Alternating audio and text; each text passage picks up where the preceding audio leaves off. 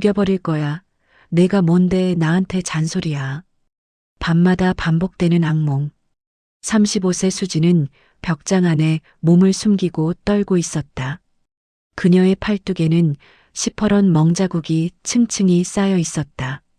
어제의 멍 위에 오늘의 멍이, 지난주의 상처 위에 이번 주의 상처가 겹쳐졌다. 남편 도연은 술만 마시면 괴물이 되었다. 평소엔 온화한 사람이었다. 직장에서도 모범적인 과장이었고 친구들에게는 의리 있는 사람으로 통했다. 하지만 집으로 돌아와 술잔을 기울이는 순간 그는 완전히 다른 사람이 되었다. 수진아, 당장 나와 숨었다고 생각해. 어디 한번 끝까지 숨어봐. 쿵쿵쿵 방문을 두드리는 소리에 수진의 심장이 터질 듯 뛰었다. 그녀는 입을 틀어막고 숨을 죽였다.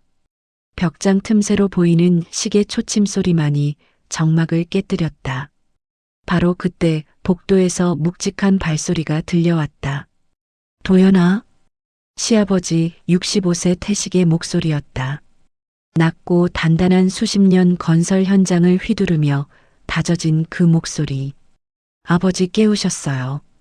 내 방으로 가거라. 새벽인데 무슨 난리냐. 아버지는 모르세요. 이 여자가 얼마나 못됐는지. 알아, 다 안다. 그러니 자러 가. 태식의 한마디에 도연은 중얼거리며 자기 방으로 들어갔다. 수지는 벽장 안에서 그 소리를 듣고 있었다. 구원의 목소리, 그녀를 지켜주는 유일한 사람. 하지만 그녀는 몰랐다. 시아버지가 자신을 바라보는 그 눈빛이 단순한 동정이 아니라는 것을. 그리고 그 시선이 앞으로 어떤 운명을 불러올지. 다음 날 아침 식탁 앞. 수진아, 미역국 좀 더 줘. 도연은 아무 일 없었다는 듯 웃으며 밥을 먹었다.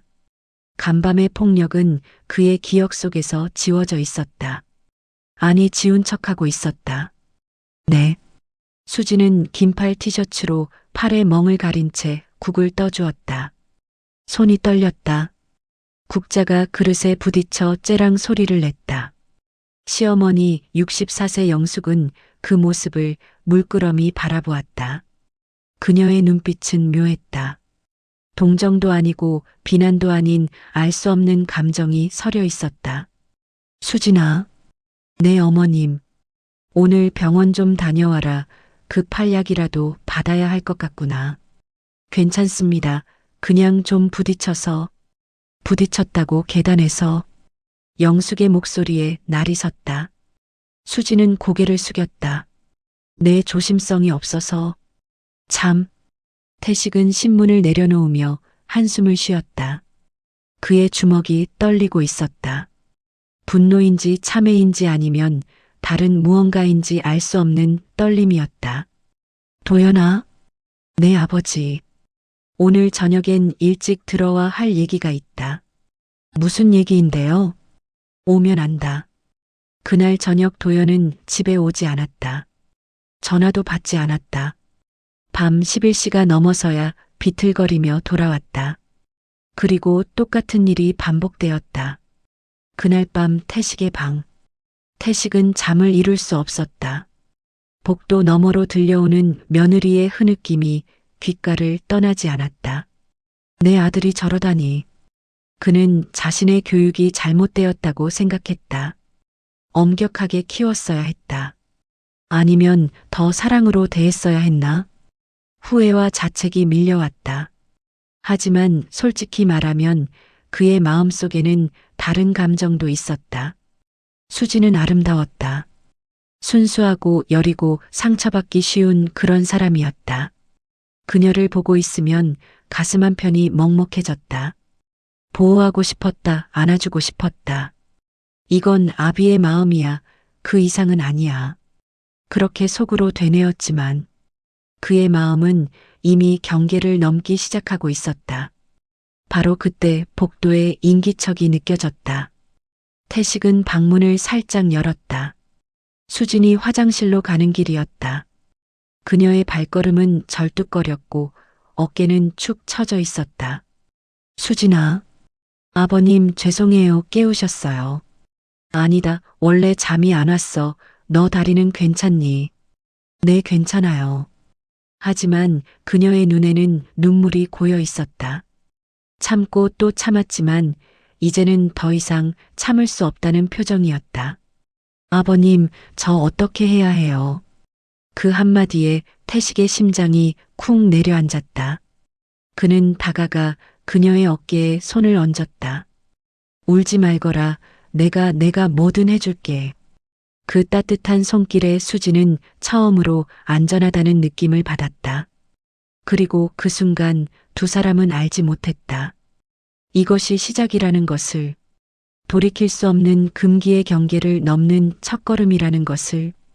아버님, 저 조금 무서워요. 3주 후 비 오는 오후, 장마철이 시작되었다.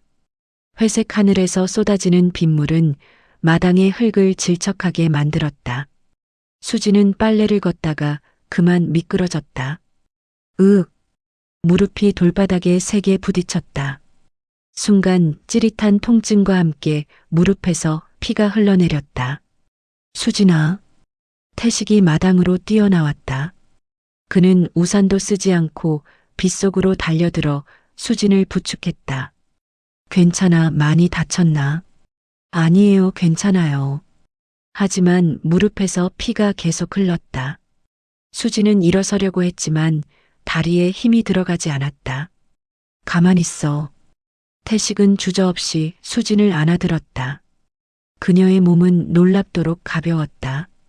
빗물에 젖은 옷이 그의 셔츠에 달라붙었지만 그는 개의치 않았다. 아버님, 무거워요. 이게 무겁기라도 하냐? 넌 너무 말랐어. 태식은 그녀를 안은 채 집 안으로 들어갔다. 영숙은 거실에서 TV를 보다가 그 장면을 목격했다. 그녀의 눈빛이 순간 날카로워졌다. 어머, 무슨 일이에요? 넘어졌어. 약상자 좀 가져다 줘. 알았어요. 영숙은 천천히 일어나 약상자를 가져왔다. 그녀의 표정은 무표정했지만 그 눈동자 속에는 무언가 다른 감정이 소용돌이치고 있었다. 수진의 방. 태식은 수진을 방에 눕힌 뒤 무릎의 상처를 소독했다. 조금 따가울 거야. 네. 소독약이 상처에 닿자 수진이 움찔했다. 태식은 부드럽게 상처를 닦아냈다. 그의 손길은 놀랍도록 조심스러웠다. 아버님, 감사해요. 뭘, 이런 건 당연한 거지. 하지만 두 사람은 알고 있었다. 이것이 당연한 것 이상이라는 것을. 태식의 손이 수진의 무릎 위에서 잠시 멈췄다. 그는 그녀의 얼굴을 올려다봤다. 수진도 그를 바라보고 있었다. 그 시선이 마주치는 순간 공기가 달라졌다. 수진아. 네. 너 왜 이렇게 사니? 차라리 떠나는 게 낫지 않겠니? 어디로요? 저 같은 사람이 어디로 가요? 수진의 목소리가 떨렸다. 저는요, 아버님, 저는요. 그녀의 눈에서 눈물이 주르륵 흘러내렸다. 저는 이 집에서 나가면 아무것도 없어요. 아무도 없어요. 친정 부모님은 돌아가셨고 친구들도 다 떠났어요. 도연 오빠가 절 학교도 못 다니게 했거든요. 밖에 나가지도 못하게 했어요. 그걸 왜 진작 말하지 않았어? 말하면 뭐가 달라지나요? 태식은 아무 말도 할 수 없었다. 그는 자신의 아들이 며느리를 감금하다시피 했다는 사실에 치를 떨었다. 미안하다. 아버님이 왜 미안하세요? 내가 제대로 키우지 못해서 내가 이렇게. 태식의 목소리도 떨렸다. 그는 수진의 손을 꼭 잡았다. 단단하고 따뜻한 손이었다. 수진아, 내가 지켜줄게. 앞으로는 내가 너를 지켜줄게. 그 순간 수진은 느꼈다. 이것이 사랑인지 의지인지 아니면 단순한 외로움인지 알 수 없었지만 그녀의 심장은 이상하게 뛰고 있었다. 같은 시각 거실.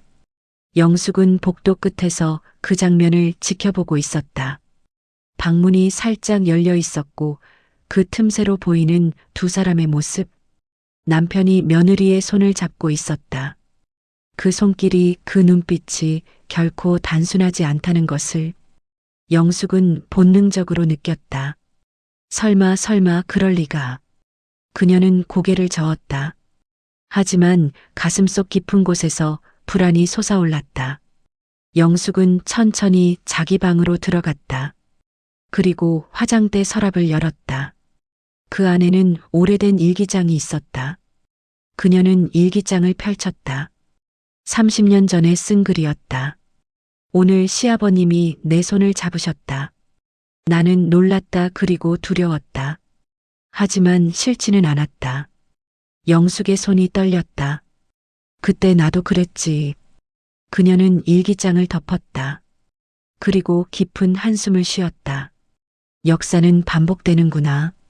당신은 내가 살아있다고 느끼게 해요. 한 달 후 도연의 재발. 변화는 일주일밖에 지속되지 않았다.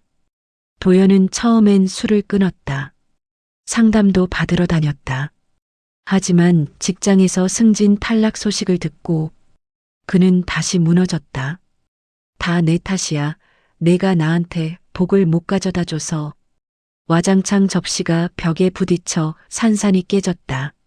수지는 모서리에 몸을 웅크렸다. 제발 오빠 제발. 제발은 무슨 애도 못 낳는 주제에. 그 말에 수진의 가슴이 찢어졌다. 아이를 가질 수 없다는 진단을 받은 지 3년. 그것은 수진에게 평생의 십자가였다. 그리고 도연은 그 상처를 정확히 찔렀다. 나가 당장 나가. 도연은 수진의 머리채를 잡아 끌었다. 현관문이 열리고 수진은 그대로 밖으로 내쳐졌다. 쾅 문이 닫혔다. 밤 10시 5월의 차가운 공기. 수진은 얇은 실내복 차림으로 계단에 주저앉았다. 30분 후. 수진아. 태식이 헐레벌떡 계단을 올라왔다. 그는 퇴근길에 며느리가 집 밖에 앉아 있다는 이웃의 전화를 받았다. 아버님. 수진은 떨고 있었다.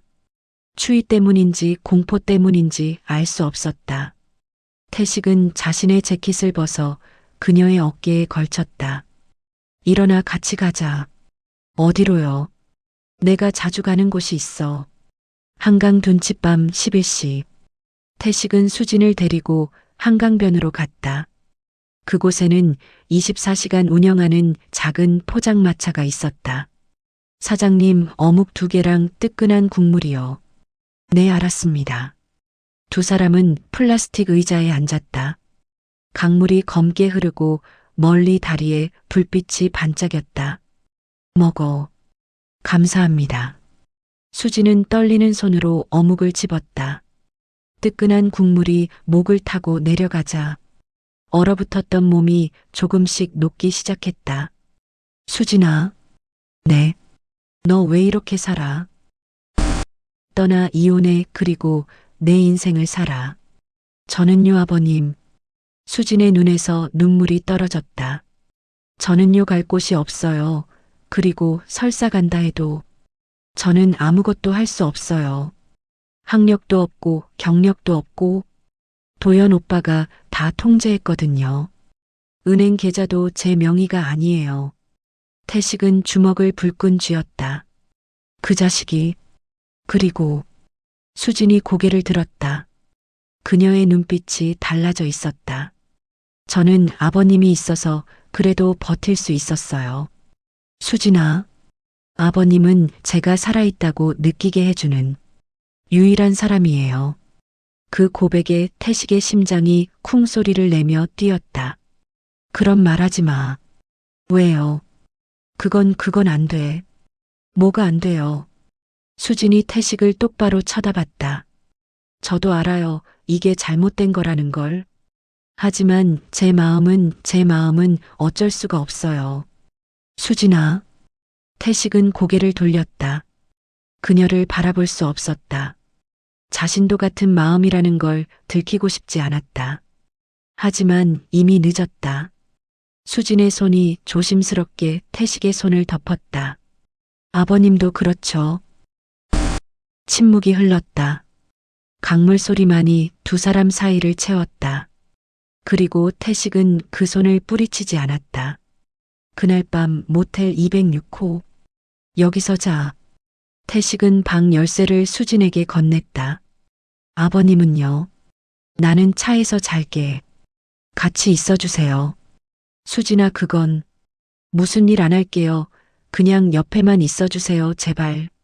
수진의 목소리가 떨렸다. 태식은 긴 한숨을 쉬었다. 그리고 방문을 열고 들어갔다. 두 사람은 침대 양 끝에 앉았다. 멀찍이 떨어져서 아버님, 응? 저 나쁜 여자죠. 아니야. 아니에요. 저 나쁜 여자 맞아요. 시아버님한테 이런 감정을 느끼다니. 그럼 나는 뭐가 되냐? 며느리한테 이런 마음을 품다니. 수진이 태식을 바라봤다. 그가 처음으로 자신의 마음을 인정했다. 아버님. 하지만 수진아. 태식이 그녀를 똑바로 바라봤다.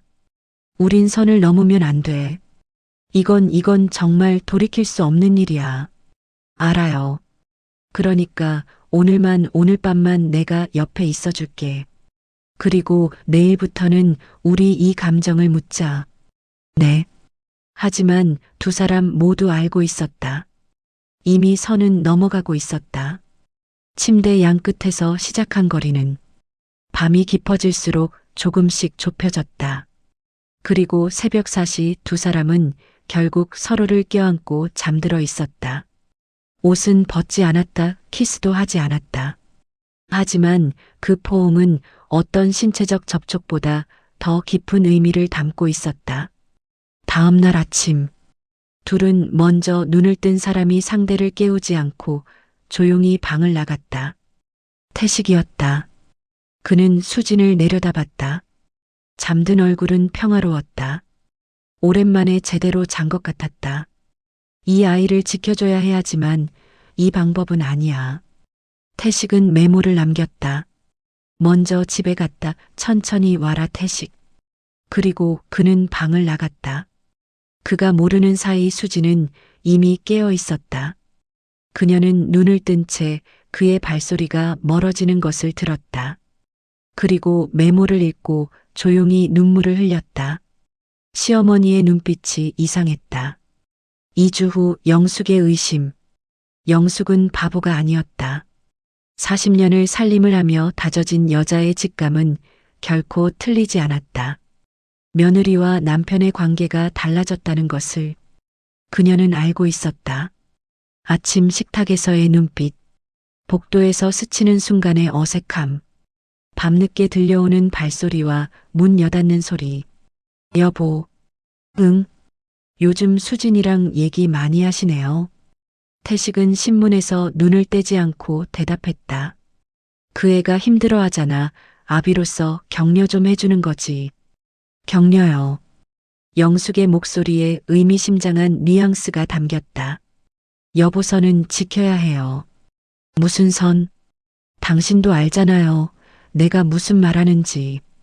태식은 신문을 탁 내려놓았다. 영숙 씨, 나 뭐 잘못한 거 있어. 지금은 아니죠. 하지만 앞으로가 문제예요. 과한 의심은 오히려 안 좋아. 의심이 아니라 직감이에요. 여자의 직감. 두 사람은 서로를 노려봤다. 40년 부부의 껄끄러운 침묵. 영숙은 자리에서 일어났다.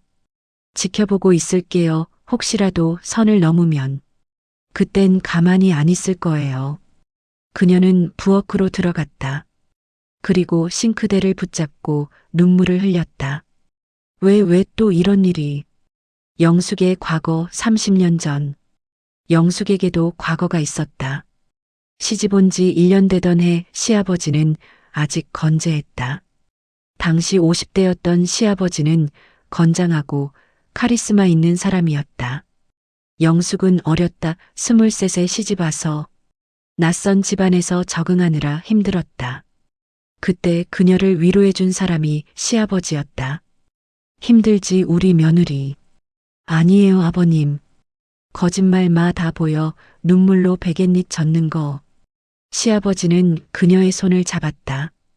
처음엔 위로였다. 격려였다. 하지만 어느 순간부터 그 손길이 달라졌다. 그리고 어느 여름밤 결국 선이 넘어갔다. 한 번의 실수, 그것이 영숙에게는 평생의 죄책감으로 남았다. 시아버지는 1년 후 심장마비로 돌아가셨다. 그리고 그 비밀은 영숙만 알고 있었다. 태식은 물론 시어머니도 몰랐다. 그러니까 내가 더 잘 알아. 이게 어떻게 시작되고 어떻게 끝나는지. 영숙은 절대 그 일이 반복되게 둘 수 없었다. 같은 날 오후 수진의 방. 수진아 잠깐 나와봐. 영숙이 수진의 방문을 두드렸다. 네 어머님. 수진이 문을 열자 영숙은 안으로 들어왔다. 그리고 문을 닫았다. 어머님 무슨 일이세요?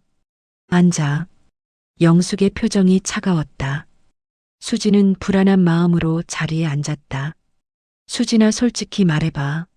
네. 아버님이랑 뭔가 있니? 수진의 얼굴이 새하얗게 변했다. 어머님 무슨 말씀을. 거짓말하지 마, 나 다 알아. 진짜 아무것도 없어요. 없으면 왜 그렇게 떨어, 눈빛이 왜 그래. 영숙이 수진의 손목을 꽉 잡았다. 아직 안 넘었으면 다행이야. 지금이라도 끊어 아니면. 아니면 어쩌시게요. 수진이 처음으로 반항했다. 어차피 저는 이 집에서 사람 취급도 못 받잖아요. 도연 오빠한테 맞아도 욕먹어도 아무도 날 지켜주지 않았어요. 유일하게 아버님만. 그러니까 더 안 돼. 영숙이 소리를 질렀다. 모르니 그게 얼마나 파멸적인 일인지. 너도 망하고 그 사람도 망하고 이 집안 전체가 망하는 일이야. 저는 그냥 위로받고 싶었을 뿐이에요. 위로는 다른 곳에서 받아 제발. 영숙의 목소리가 떨렸다. 그녀의 눈에도 눈물이 맺혔다. 나도 다 알아 얼마나 외롭고 힘든지. 하지만 수진아 그 길로 가면 안 돼 절대. 수진은 고개를 숙였다. 죄송해요 어머님. 아직 선을 안 넘었지. 네. 그럼 됐어. 그 선만은 절대 넘지 마 알았지. 네. 영숙은 방을 나갔다. 하지만 그녀는 몰랐다. 이미 선은 넘어가고 있었다는 것을. 감정의 선은 이미 건너갔고 이제 육체의 선만 남았다는 것을. 그날 밤 태식과 수진의 만남. 자정이 넘은 시각 태식은 마당에 나와 담배를 피우고 있었다. 아버님. 수진이 조용히 다가왔다. 왜 안 자니? 잠이 안 와서요. 어머님이랑 얘기했어요. 뭐라고 하시던가. 우리 조심하래요. 아버님, 우린 뭐가 잘못된 걸까요? 모든 게 잘못됐지. 태식이 씁쓸하게 웃었다. 나는 내 시아버지고 넌 내 며느리야. 이보다 더 잘못된 관계가 어디 있겠어. 하지만 제 마음은요. 마음은 소용없어. 세상은 마음으로 돌아가지 않아. 수지는 태식의 옆에 섰다. 두 사람은 밤하늘을 올려다봤다. 아버님. 응. 만약에 우리가 다른 상황에서 만났다면 어땠을까요? 그런 가정은 의미 없어. 그래도요. 태식은 담배를 끄고 수진을 바라봤다. 글쎄, 아마 내가 먼저 좋아했을 거야. 그 고백에 수진의 눈이 커졌다. 정말요? 응, 넌 참 좋은 사람이야. 순수하고 착하고 누구든 널 좋아할 수밖에 없어. 아버님. 하지만 수진아 우린 안 돼. 정말 안 돼. 알아요. 두 사람은 서로를 바라봤다. 그리고 마치 약속이라도 한 듯 동시에 돌아서서 각자의 방으로 들어갔다. 하지만 그날 밤 두 사람 모두 잠들지 못했다. 서로에 대한 그리움은 점점 커져만 갔다. 그날 밤 사고 소식이 들려왔다. 한개월 후 운명의 밤. 여보세요, 네네.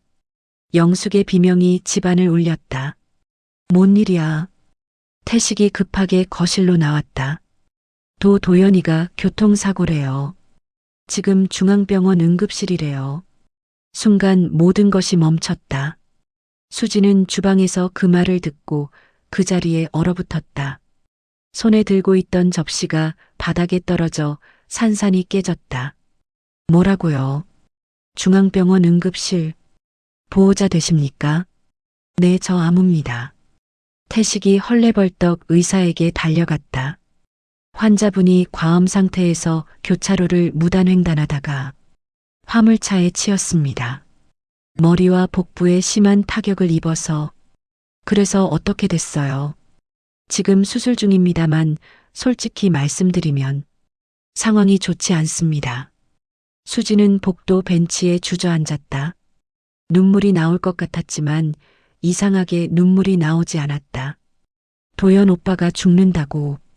슬픔보다는 혼란이 먼저 왔다. 3시간 후 수술실 불이 꺼졌다. 의사가 나왔다. 그의 표정만 봐도 알 수 있었다. 죄송합니다. 최선을 다했지만. 아. 영숙이 그 자리에 주저앉아 울부짖었다. 태식은 말없이 벽을 쳤다. 수지는 아무 표정이 없었다. 장례식장 3일장. 빈소는 조문객들로 붐볐다. 회사 동료들, 친척들, 친구들 모두들 안타까워했다. 그렇게 젊은 나이에. 아이고, 부모님이 얼마나 속상하시겠어. 하지만 아무도 몰랐다. 그 죽음이 어떤 의미를 갖는지, 그리고 그 죽음이 또 다른 죄를 낳게 될지. 장례식 둘째 날 밤, 수지는 빈소 밖 공원 벤치에 앉아 있었다. 담배 연기가 흩날렸다. 그녀는 담배를 피우지 않았지만 오늘따라 한 대 물고 있었다. 수진아. 태식이 다가와 옆에 앉았다. 네. 괜찮니? 모르겠어요. 수진의 목소리는 텅 비어 있었다. 슬픈 것 같기도 하고 아닌 것 같기도 하고. 저 이상한가요? 남편이 죽었는데 눈물이 안 나와요. 이상한 게 아니야. 내가 얼마나 힘들었는데. 그래도 한때는 사랑했던 사람인데. 수진이 고개를 숙였다. 태식은 조심스럽게 그녀의 어깨에 손을 얹었다. 이제 됐어. 끝났어. 끝났다. 그 말이 무슨 의미인지 두 사람은 알고 있었다. 도연이 죽었다. 이제 수지는 미망인이다. 그리고 태식은 이제 며느리가 아니라 죽은 아들의 과부를 바라보고 있었다. 아버님. 응. 이제 우리. 쉿. 태식이 수진의 입을 막았다. 여기서는 안 돼. 아직은 때가 아니야. 그는 일어서서 빈소로 돌아갔다. 수지는 그 뒷모습을 물끄러미 바라봤다. 그리고 속으로 생각했다. 나 정말 나쁜 여자야. 남편이 죽었는데 시아버님 생각만 하고 있어. 장례식 후 2주일. 집은 침묵으로 가득했다. 영숙은 방에 틀어박혀 울기만 했다. 태식은 아들의 방을 정리하며 지난 날들을 회상했다. 그리고 수지는 어느덧 상복을 벗고 있었다. 수진아, 밥 먹어야지. 태식이 그녀의 방에 죽을 가져다 주었다. 감사해요. 많이 먹어. 너무 말랐어. 네. 태식이 나가려는 순간 수진이 그의 손을 잡았다. 아버님. 응. 언제까지 참아야 해요. 수진아. 이제 도연 오빠는 없어요. 우린 더 이상 시아버지와 며느리가 아니에요. 하지만 아직 어머님이 문제예요. 맞죠? 태식은 아무 말도 하지 않았다. 어머님이 허락하지 않으면 우린 영원히 이럴 수밖에 없어요. 아버님은 어떻게 하고 싶으세요? 태식은 긴 한숨을 쉬었다. 솔직히 나도 모르겠어. 이게 맞는 건지 틀린 건지. 하지만 마음은 확실하잖아요. 마음만으로는 안 돼. 그럼 뭐가 필요해요? 용기. 그 순간 수진이 일어나 태식에게 다가갔다. 그리고 그의 손을 꽉 잡았다. 제가 용기 드릴게요. 그러니까 더 이상 저를 밀어내지 말아요. 수진아. 두 사람의 거리가 점점 좁혀졌다. 그리고 마침내 그들의 입술이 닿으려는 순간. 뭐 하는 거야? 영숙이 방문을 벌컥 열었다. 이제 다 안다. 그리고 끝내야겠다. 파국. 이게 무슨 짓이야? 영숙의 비명에 집안이 떠나갈 듯했다. 태식과 수지는 화들짝 놀라 떨어졌다. 어머님. 입 닥쳐. 내가 뭐라고 했어. 선을 넘지 말라고 했잖아. 영숙은 떨리는 손으로 두 사람을 가리켰다. 나 다 알고 있었어. 얼마나 참았는데 얼마나. 그녀는 그 자리에 주저앉아 울었다. 내 아들이 죽은 지 겨우 2주밖에 안 됐어. 2주. 그런데 벌써 이러고 있어. 어머님 죄송합니다. 수진이 무릎을 꿇었다. 죄송하다는 말로 끝날 일이야. 하지만은 무슨 나가. 당장 이 집에서 나가. 영숙 씨. 태식이 아내를 말렸다. 이 여자는 아무 잘못 없어. 내가 먼저. 당신도 입 닥쳐. 영숙이 남편을 노려봤다.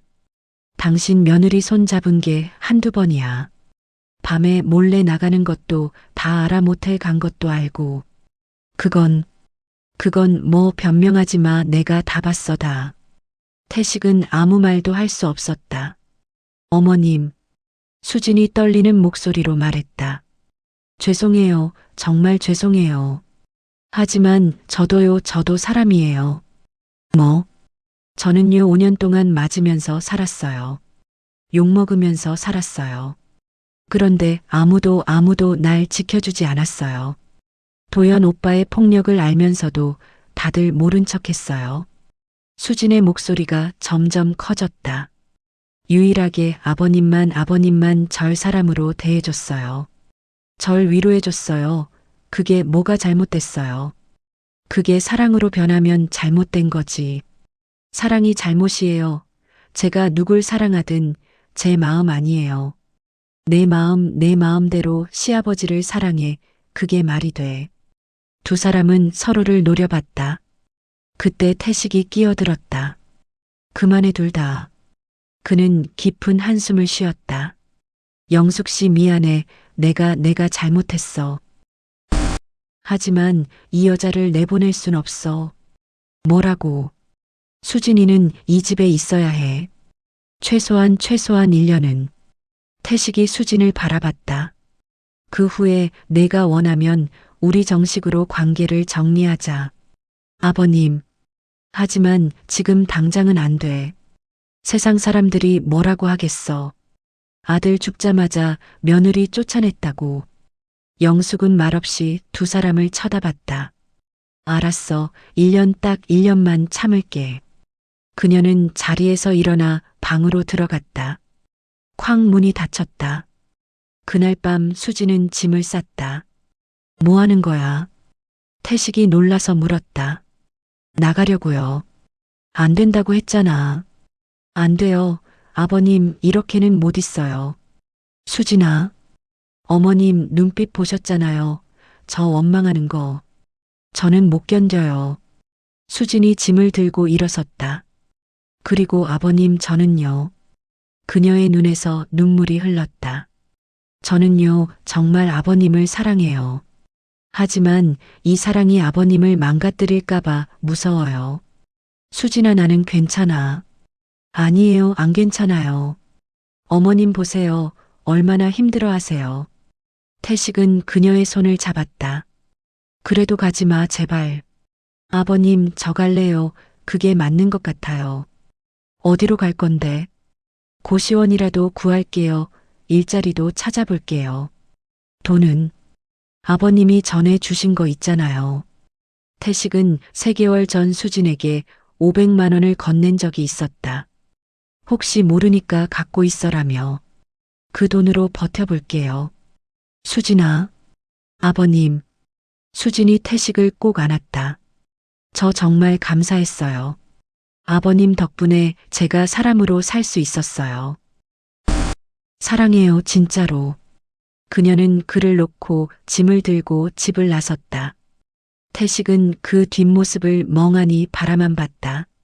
6개월 후 수지는 작은 카페에서 아르바이트를 하며 살고 있었다. 힘들었지만 자유로웠다. 누구에게 맞지도 않고 눈치 보지도 않고 그저 자기 인생을 살 수 있었다. 어느 날 카페 문이 열렸다. 어서 오세요. 수지는 손님을 맞이하려다 얼어붙었다. 아버님, 태식이 서 있었다. 그는 6개월 동안 많이 늙어 있었다. 머리는 더 휘어졌고 주름은 더 깊어졌다. 잘 지냈니? 네, 아버님은요? 나도 뭐 그럭저럭. 둘은 어색하게 마주 앉았다. 왜 오셨어요? 보고 싶어서. 그 한마디에 수진의 눈에 눈물이 고였다. 그리고 줄 게 있어서. 태식은 봉투를 꺼냈다. 안에는 서류가 들어 있었다. 이게 뭐예요? 재산분할 서류. 도연이 명의로 돼 있던 전세금이랑 예금 내 몫이야. 전 괜찮아요. 내가 받아야 해. 법적으로도 당연한 거고. 수지는 서류를 받았다. 약 8천만 원 정도 되는 금액이었다. 이걸로 새 인생 살아 제대로. 아버님, 그리고 수진아. 태식이 그녀의 손을 잡았다. 나도 곧 이혼할 거야. 네. 영숙 씨랑 더 이상 함께 못 살겠어. 서로를 원망하면서 사느니 차라리 떨어지는 게 나아. 쟤 때문에. 아니야, 원래부터 우리 사이는 금이 가 있었어. 넌 핑계일 뿐이야. 태식이 씁쓸하게 웃었다. 그러니까 수진아 1년만 기다려줘. 내가 정리하고 갈게. 아버님, 그때 가서 우리 다시 시작하자. 시아버지와 며느리가 아니라 그냥 남자와 여자로. 수지는 눈물을 흘리며 고개를 끄덕였다. 1년 후, 태식과 영숙은 이혼했다. 조용하게 법적으로만 처리했다. 재산은 반반 나눴고 집은 영숙이 가졌다. 태식은 작은 원룸으로 이사했다. 그리고 어느 봄날 그는 수진에게 전화를 걸었다. 수진아, 나 이제 자유야. 저도요. 만날 수 있을까? 네. 두 사람은 한강 둔치에서 만났다. 1년 만에 재회. 보고 싶었어? 저도요. 이제 우리 떳떳하게 만날 수 있어. 정말이요. 응, 이제 아무도 우릴 막을 사람 없어. 하지만 수지는 알고 있었다. 세상의 시선은 여전히 차가울 거라는 것을. 사람들이 뭐라고 할까요? 뭐라고 하든 상관없어. 우리가 행복하면 되는 거야. 태식이 수진의 손을 잡았다. 수진아, 나랑 결혼해 줄래? 네. 이제 우린 남이야. 법적으로도 도덕적으로도. 그러니까 같이 살자, 정식으로. 수지는 눈물을 흘리며 고개를 끄덕였다. 네, 좋아요. 두 사람은 그렇게 껴안았다. 에필로그 3년 후, 태식과 수지는 작은 결혼식을 올렸다. 하객은 거의 없었다. 친척들은 다들 등을 돌렸다. 하지만 두 사람은 행복했다. 여보, 저기 꽃 예쁘다. 그래, 사줄까? 아니요, 그냥 봐도 예뻐요. 수지는 태식의 팔짱을 끼고 웃었다. 그때 맞은편에서 누군가가 걸어왔다. 영숙이었다. 세 사람은 서로를 마주봤다. 잘 지내. 영숙이 먼저 말을 걸었다. 내 어머님도. 나도 잘 지내. 혼자 사니까 편하더라. 영숙이 씁쓸하게 웃었다. 미안해, 그때 너무 심했지. 아니에요. 행복하게 살아. 너희가 선택한 길이니까. 영숙은 그렇게 말하고 지나갔다. 수진과 태식은 그녀의 뒷모습을 물끄러미 바라봤다. 아버님, 응? 우리 잘한 걸까요? 모르겠어. 하지만 후회는 없어. 태식이 수진의 손을 꼭 잡았다. 사랑은 죄가 아니었어. 다만 조금 늦었을 뿐이지. 두 사람은 그렇게 걸어갔다. 앞날이 순탄할지는 아무도 몰랐다. 하지만 적어도 이 순간만큼은 행복했다. 그것만으로 충분했다. 구독과 좋아요는 더 좋은 영상 제작에 큰 힘이 됩니다. 감사합니다.